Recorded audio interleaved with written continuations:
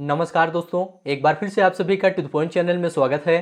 दोस्तों, आज के इस वीडियो में बात करेंगे यूपी ट्रिपल एससी पेट एग्जाम की तैयारी अंतिम 10 दिनों में कैसे करें, कम समय में किस तरह से तैयारी करें, क्या पढ़ें, कैसे पढ़ें ताकि एग्जाम में आपका बेहतर स्कोर आए। देखिए दोस्तों, जो एग्जाम का टाइम होता है वह बहुत ही ज़्यादा महत्वपूर्ण होता है, क्योंकि इस समय आप जो पढ़ेंगे वह आपके एग्जाम के लिए बहुत ही ज़्यादा महत्वपूर्ण और प्रभावशाली होता है। इसलिए दोस्तों, आज के इस वीडियो में हम आपको बताएंगे कि इतने कम समय में आप बेहतर तैयारी कैसे कर सकते हैं और इस परीक्षा के समय में कौन कौन सी बातें ध्यान में रखनी है और किस तरह से आपको तैयारी करनी है, क्या क्या सावधानियां आपको बरतनी हैं और कौन कौन सी गलतियां हैं जिसे आपको नहीं करना है। तो इन सभी के बारे में बात करेंगे। आप लोग इस वीडियो को पूरा लास्ट तक जरूर देखिए और यहाँ पर जो भी बातें बताई जाएंगी यदि आप उसे फॉलो करते हैं तो निश्चित रूप से पेट एग्जाम में आप बहुत ही अच्छा स्कोर करेंगे। तो चलिए शुरू करते हैं। सबसे पहले दोस्तों, हम आपको बताना चाहेंगे कि अभी तक आपने जो तैयारी की है, अभी तक जो कुछ भी जितना भी आपने पढ़ा है वह आपके लिए पर्याप्त है। आप अपने मन से यह डर निकाल दीजिए कि आपकी तैयारी अभी अच्छी नहीं है, आपने ज़्यादा कुछ पढ़ा नहीं है, पता नहीं एग्जाम में क्या क्या आएगा क्या नहीं आएगा। ये डर दोस्तों अपने मन से निकाल दीजिए। बस आप इतना सोचिए कि आपने अभी तक जो पढ़ा है वह पर्याप्त है, उसी से एग्जाम में प्रश्न आएगा, आपको डरने की आवश्यकता नहीं है।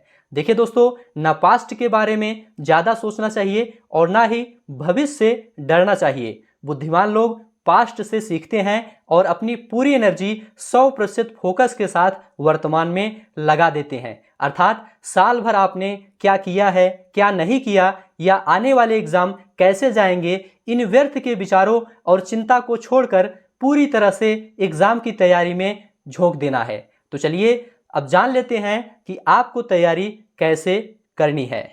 देखिए दोस्तों, अभी आपके पास जो भी समय बचा हुआ है, 1 हफ्ते, 10 दिन या 15 दिन, जो भी समय बचा है, इसमें आपको ज़्यादा से ज़्यादा रिवीजन पर ध्यान देना है। अलग से डिटेल में पढ़ने की आवश्यकता नहीं है।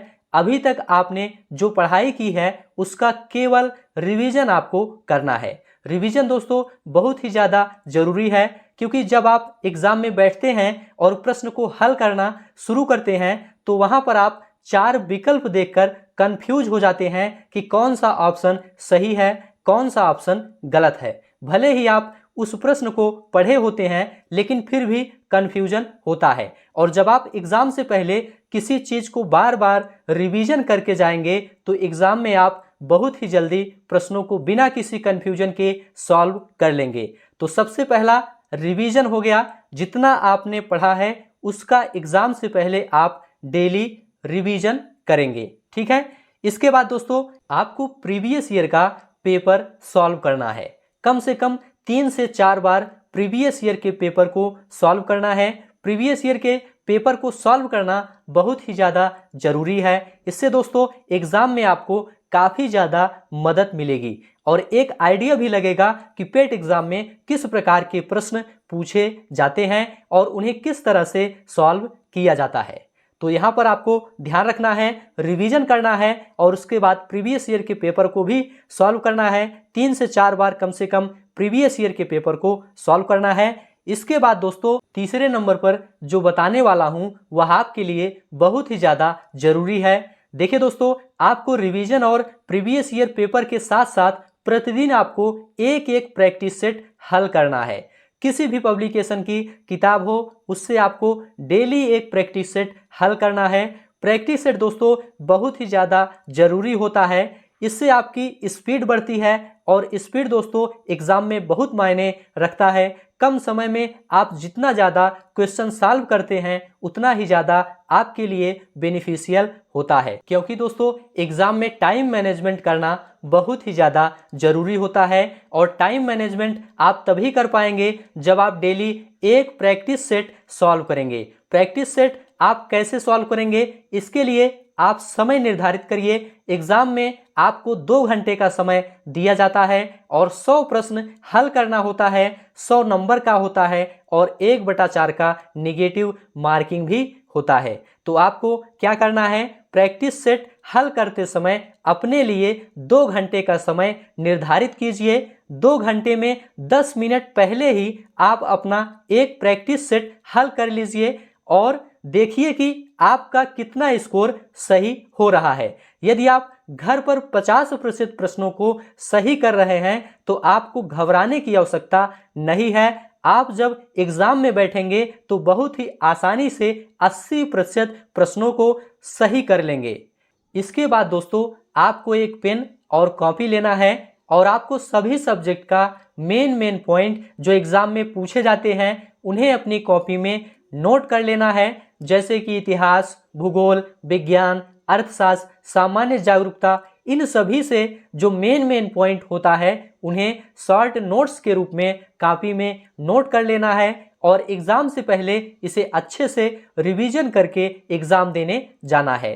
अब मेन पॉइंट कैसे आप नोट करेंगे, देखिए दोस्तों, जब आप प्रीवियस ईयर का क्वेश्चन पेपर सॉल्व करेंगे तो आपको बहुत अच्छे से पता चल जाएगा कि किस टॉपिक से प्रश्न पूछे जाते हैं, कैसे प्रश्न पूछे जाते हैं। तो जिस टॉपिक से प्रश्न पूछे गए हैं उनसे संबंधित महत्वपूर्ण तथ्य आपको अपने शॉर्ट नोट्स में लिख लेना है सभी सब्जेक्ट का। इससे दोस्तों आपको एग्जाम में काफ़ी ज़्यादा मदद मिलेगी। देखिए दोस्तों, जो शॉर्ट नोट्स आप बनाएंगे वही आपको पढ़ना है, वही आपको एग्जाम के लिए तैयार करना है। बहुत ज़्यादा डिटेल में अलग से पढ़ने की ज़रूरत नहीं है, केवल प्रमुख चीज़ों को ही पढ़ना है और प्रमुख चीज़ों का ही नोट्स बनाना है।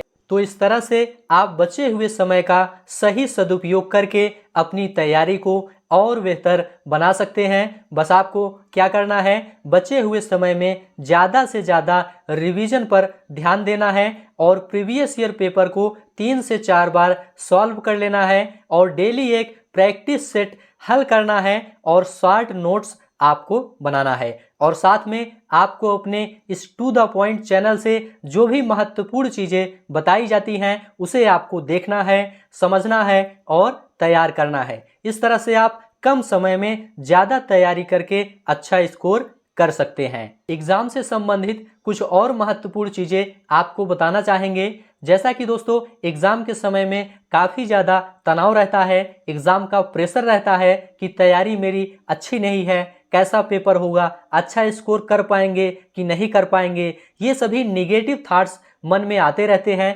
और इसका काफ़ी ज़्यादा प्रभाव आपकी पढ़ाई पर पड़ता है। इससे आप निराश होते हैं, मन में डर बना रहता है। तो इसके लिए दोस्तों क्या करना है, आपको निराश होने की, डरने की आवश्यकता नहीं है। आपको अपने मन में अच्छे विचार लाना है, पॉजिटिव चीज़ें सोचना है। आपको यह सोचना है कि आपने जो कुछ भी पढ़ा है वह पर्याप्त है, उसी से एग्जाम में प्रश्न आएगा। खुश रहने की कोशिश करना है। इसके लिए दोस्तों आप सॉन्ग्स सुन सकते हैं और घर वालों से बातचीत कर सकते हैं। लगातार आपको बैठकर पढ़ना नहीं है, बीच बीच में गैप देना है।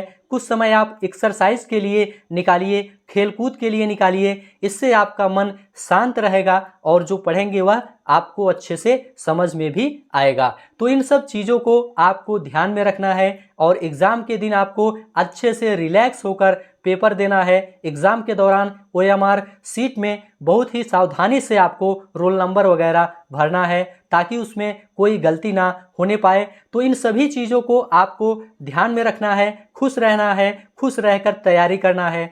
तो ठीक है दोस्तों, वीडियो को यहीं पर समाप्त करते हैं। अब आपको नेक्स्ट वीडियो में मिलेंगे किसी नए टॉपिक के साथ। तब तक के लिए आप सभी का बहुत बहुत धन्यवाद।